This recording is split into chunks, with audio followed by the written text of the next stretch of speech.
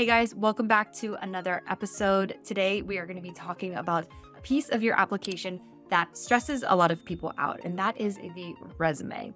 So today I'm going to go over 5 resume/CV mistakes and how you can avoid them.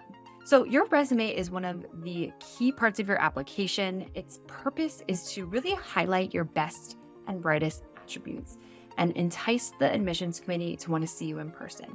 And I do want to stress, you do not know what order the admissions committee is reading your application packet in. You don't know if they're looking at your transcripts first, if they're looking at your resume first, or if they're looking at your personal essay first. They might look at your essay, and if they are not even impressed with your essay, they might not even look at your resume. If they look at your resume and see that you don't have some key things on there, they might not even bother reading your personal statement. I just want you to think about this from the eyes of a faculty member who's reading maybe 100 resumes that day. Your resume needs to be clear, skimmable, and strategic. The right things need to pop at the right time. The resume is something not to be overlooked, as is the personal essay. I'm sure most of you guys have heard me stress the personal essay a lot, but the resume is also a really clear piece of the puzzle, and you need to focus on this. Oftentimes early, I recommend that you start working on your resume 14 to 16 weeks before your first due date.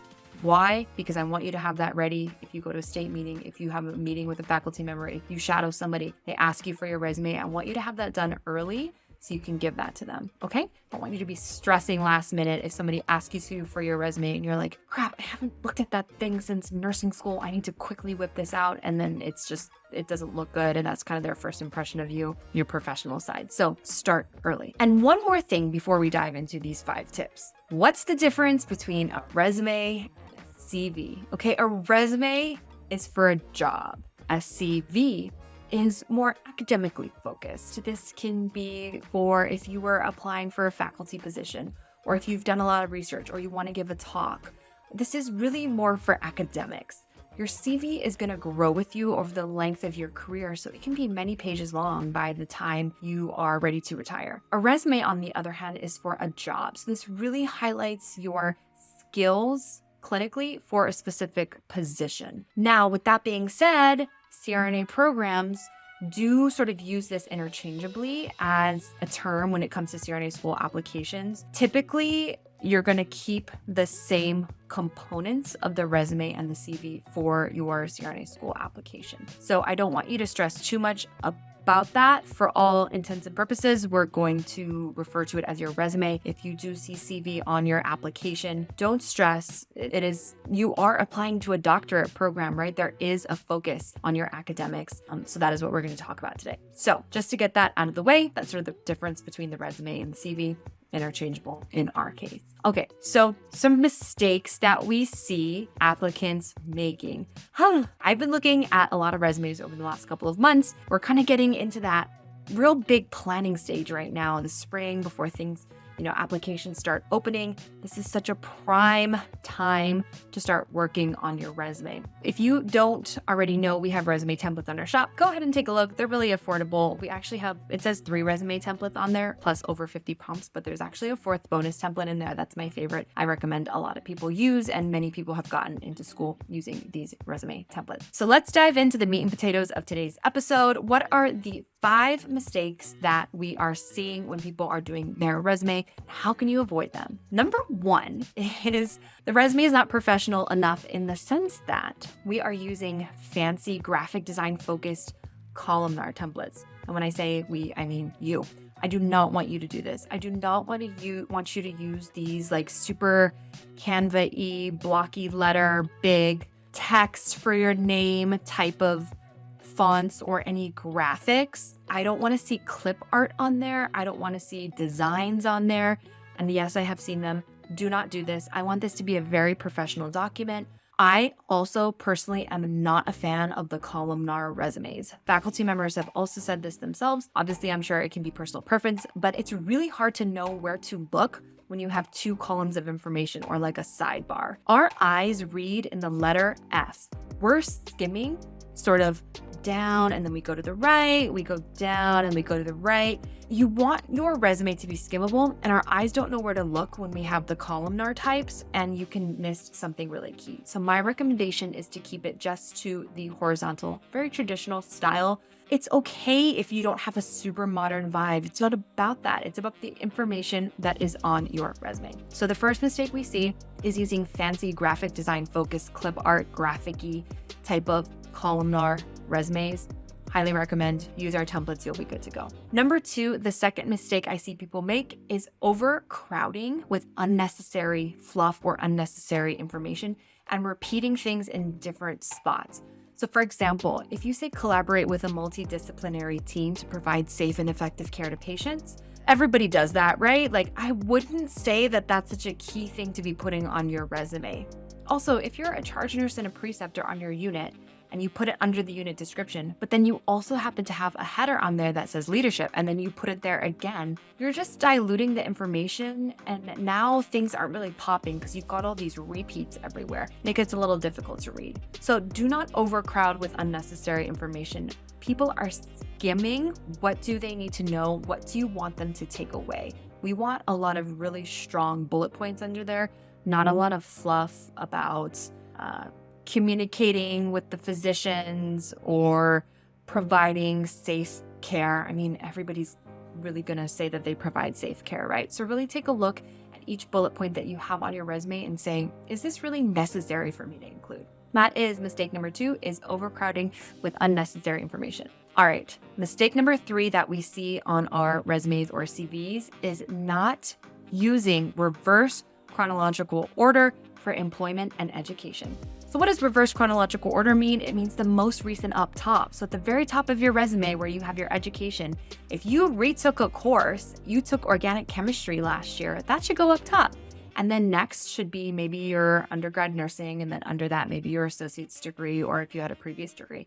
Most recent, same thing goes for employment as well. All right, that's mistake number 3, is not using reverse chronological order for your employment and education. All right, mistake number 4 is the header. When you have your header of your resume, we do not need to see your name in size 45 point. I'm telling you, sometimes I see your name really, really, really big.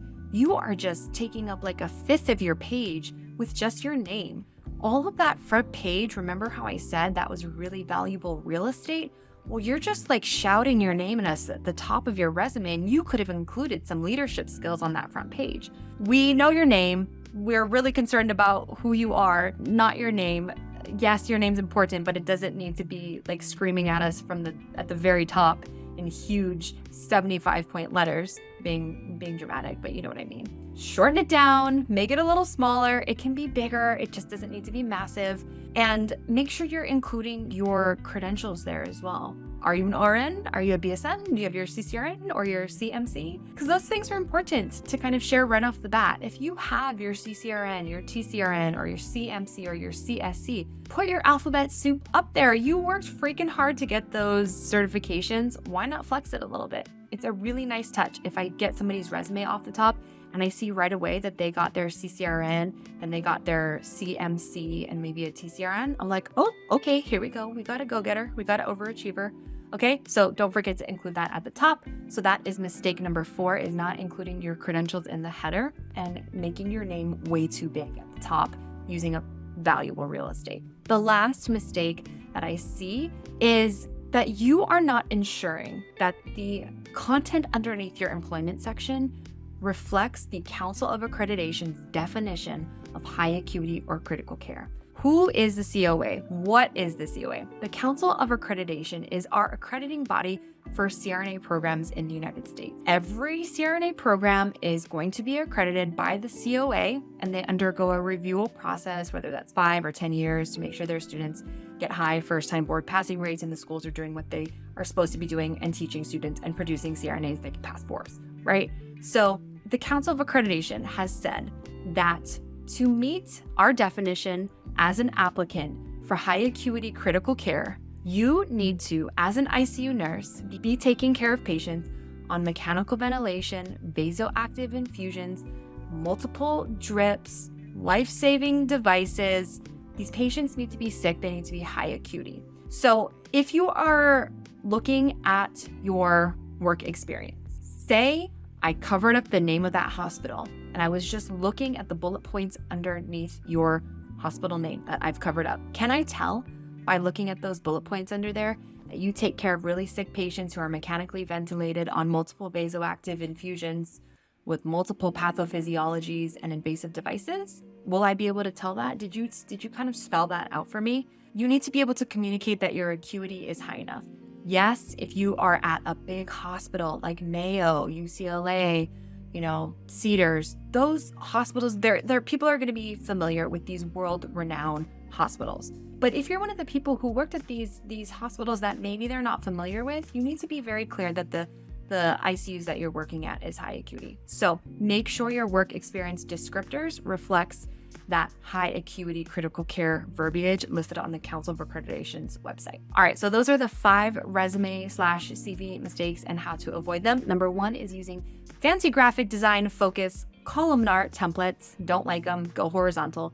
Number 2 is overcrowding with unnecessary information. The 3rd mistake is not using reverse chronological order for your employment and education. The 4th mistake is using up way too much real estate for your name and your header at the top and not including your credentials. Number 5 is you're not making sure that your work experience descriptors reflects the Council of Accreditation's definition of high acuity or critical care. Overall, your resume is a really important piece of the puzzle. Focus on formatting as well. Make sure you have some key headers in there, the ones we have on our resume templates. Also make sure everything is tidy. Look at the alignment on your resume. Look at the spacing. Are you using periods after your phrases on some lines, on not some lines? Make sure things are consistent. Are you capitalizing things that are proper nouns, or are you kind of willy-nillying capitalizing things that you think should be capitalized? Are you spelling out abbreviations that people might not be familiar with? Really take a very close look at your resume and make sure that you are being very detail-oriented with it, that it is skimmable, that you're putting the most important things on the front page. And if you haven't already yet, go check out our resume templates. Or if you're an accelerator student, you have access to these in your planning and applying accelerator tools section. Go check them out. Anyway, that was a packed episode for you. I hope I've inspired you to go and work on your resume or take a second look at it. If I could give you one piece of advice, is start on it early. All right, you guys, thanks for tuning in. I will catch you on the next episode.